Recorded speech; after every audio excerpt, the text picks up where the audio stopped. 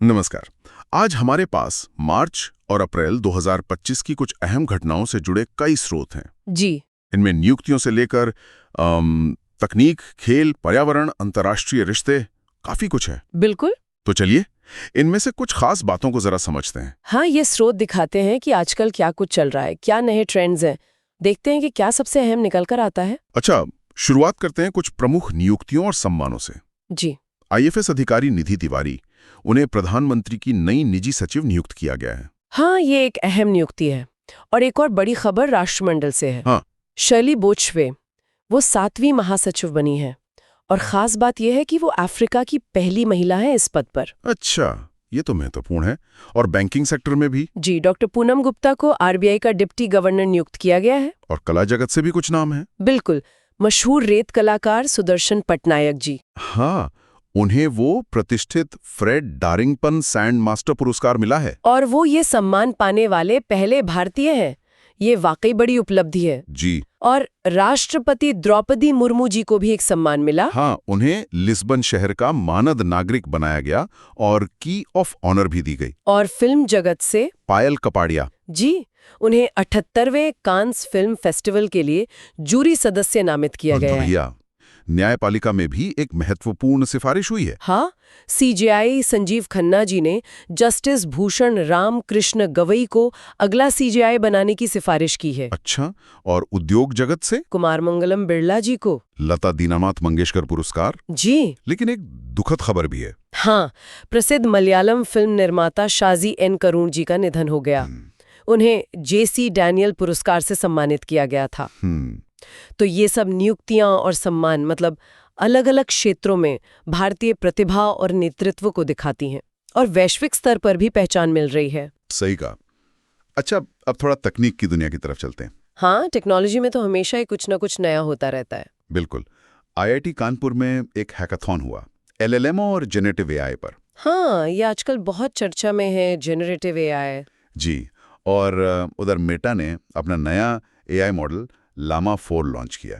कहते हैं chat GPT को टक्कर देगा। हाँ, मुकाबला कड़ा होता जा रहा है एआई के क्षेत्र में और आईबीएम भी कुछ कर रहा है। जी, आईबीएम लखनऊ में एक अत्याधुनिक सॉफ्टवेयर लैब स्थापित करेगा। अच्छा, और एआई का असर सिर्फ सॉफ्टवेयर तक ही नहीं है, फिल्मों में भी। हाँ, ये बड़ी दिलचस्प खबर है।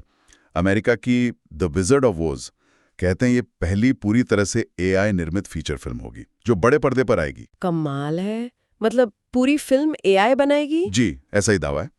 और विज्ञान के क्षेत्र में भी एक चौंकाने वाली खबर है। क्या? एक अमेरिकी कंपनी है कोलोसल बायोसाइंसेस। हाँ, सुना है मैंने। और वो दावा कर रहे हैं कि 12,500 साल पहले विलुप्त हो चुके डायर वुल्फ को फिर से जीवित करेंगे। क्या बात करें, डाया वुल्फ? वो तो गेम ऑफ थ्रोन्स वाला। हाँ भाई, देखते हैं क्या होता है। ये तो बिल्कुल साइंस फिक्शन जैसा लग रहा है ना? और रक्षा क्षेत्र में डीआरडीओ ने भी एक सफल परीक्षण किया है। हाँ, गौरव ग्लाइड बॉम्ब का सुखोई 30 MKI से लंबी दूरी का ये। जी। तो तकनीक का असर साफ दिख रहा है। एआई, बायोसाइंस, रक्षा, हर जगह ये सब भविष्य की दिशा दिखा रहे हैं। बिल्कुल। चलिए अब थोड़ा खेल जगत का रुख करते हैं। हाँ, खेल में भी काफी हलचल रही। टेनिस में बेलारूस की आरियाना सबलेंका, उन्होंने अपना पहला मियामी ओपन खिताब जीता। अच्छा, और राष्ट्रीय स्तर पर? उत्तर प्रदेश ने 47वीं राष्ट्रीय जूनियर बालिका हैंडबॉल चैंपियनशिप जीती है। बहुत बढ़िया।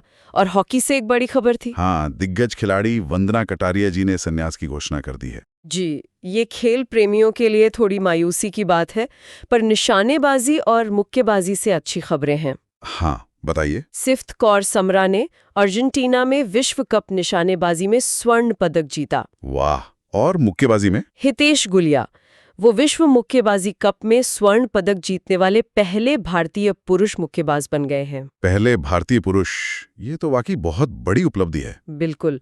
और क्रिकेट की बात करें तो विराट कोहली तो रिकॉर्ड पर रिकॉर्ड बना रहे हैं। हाँ, वो T20 क्रिकेट में 13,000 रन बनाने वाले पहले भारतीय बन गए हैं। और आईपीएल में भी एक रिकॉर्ड बनाया है, 1000 चौके छक्के लगाने वाले पहले खिलाड़ी। कमाल है। दूसरी तरफ एक युवा खिलाड़ी ने भी कमाल किया है, बिहार के वैभव। हाँ, सिर्फ 14 साल की उम्र में T20 शतक, दुनिया के सबसे युवा बल्लेबाज बन गए हैं। अविश्वसनीय। और फॉर्मूला 1 में मैक्स वर्स्टापर ने जापानी ग्रैंड प्रिक्स जीती। जी, और शतरंज में मैग्नस कार्लसन ने फ्री स्टाइल शतरंज ग्रैंड स्लैम 2025 जीता।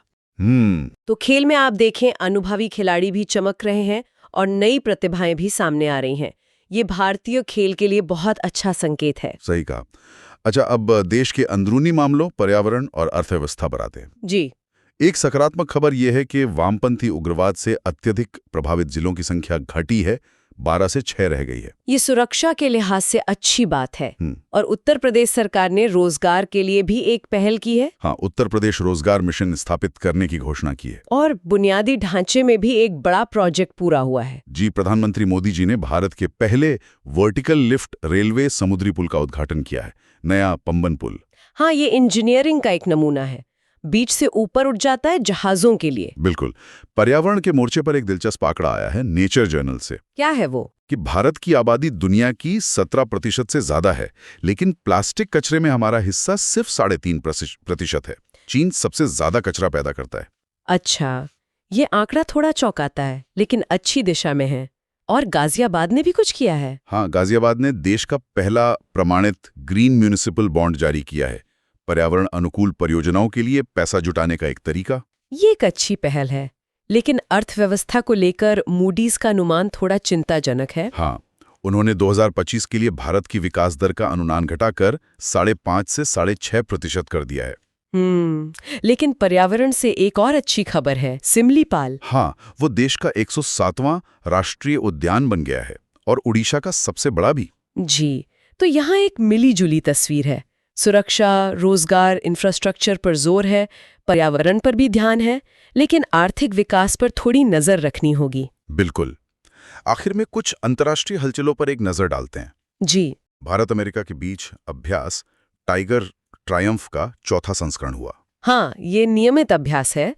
और उधर यूरोप में हंगरी ने अंतर्राष्ट्रीय आपराधिक न्यायालय ICC से हटने की घोषणा की है। अच्छा, और चिली के राष्ट्रपति भारत की यात्रा पर थे, गैब्रियल बोरिक फॉन्ट। जी, बहुपक्षीय मंचों पर भी गतिविधियां रहीं। छठा बिम्स्टेक शिखर सम्मेलन बैंकॉक में हुआ। और भारत और उज्बेकिस्तान के बीच संयुक्त सैन्य अभ्यास दस्तलिक का छठा संस्करण पुणे में हुआ। जी, और एक और अहम बात, मॉरिशस वो अंतर्राष्ट्रीय सौर गठबंधन यानी ISA के साथ देश साझेदारी ढांचे पर हस्ताक्षर करने वाला पहला अफ्रीकी देश बन गया है। ये सौर ऊर्जा के लिए महत्वपूर्ण है। बिल्कुल। तो ये सब दिखाता है कि भारत अंतर्राष्ट्रीय स्तर पर काफी सक्रिय है और रिश्ते लगातार विकसित हो रहे हैं। तो इन सभी स्रोतों को देखने पर हमने काफी कुछ कवर किया। नई नियुक्तियां, तकनीकी छलांगे, खेल के कीर्तिमान, पर्यावरण और अर्थव्यवस्था के रुझान और अंतर्राष्ट्रीय गतिविधियां। हाँ, और ये साफ है कि बदलाव की रफ्तार बहुत तेज है और ये सारे क्षेत्र कहीं ना कहीं एक दूसरे से जुड़े हुए भी हैं। बिल्कुल। और जाते जाते सोचने के लिए एक सवाल छोड़ जाते हैं। जी। जिस तरह से AI जैसी तकनीकें अब रचनात्मक कलाओं में घुस रही हैं, जैसे वो द विज़र्ड ऑफ ओज फिल्म, या फिर विज्ञान की सीमाओं को चुनौती दे रही हैं, जैसे डायर वुल्फ को जीवित करने का दावा, तो भविष्य में इंसानी रचनात्मकता और इस तकनीकी दखल अंदाजी के बीच आम सही संतुलन कैसे बनेगा, ये सोचने वाली बात है।